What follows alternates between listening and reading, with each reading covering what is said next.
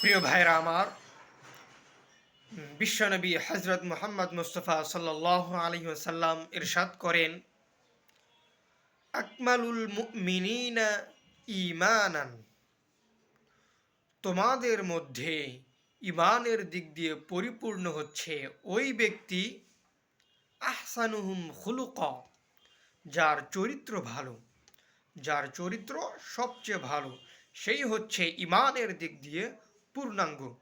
বোঝাই যাচ্ছে যার চরিত্র ভালো না, সে ঈমানের দিক দিয়ে পূর্ণাঙ্গ না। ওয়া খিয়ারুকুম খিয়ারুকুম লিনিসাইকুম, আর তোমাদের মধ্যে সবচেয়ে উত্তম ব্যক্তি হচ্ছে সে যে নিজ স্ত্রীর কাছে সবচেয়ে উত্তম।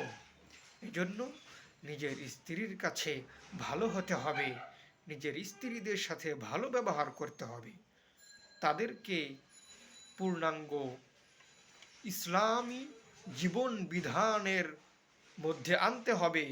ইসলামী জীবন বিধান মোতাবেক তাদেরকে পরিচালনা করতে হবে। আল্লাহ তাআলা আমাদেরকে এই হাদিসের উপর আমল করার তৌফিক দান করুন। আমিন।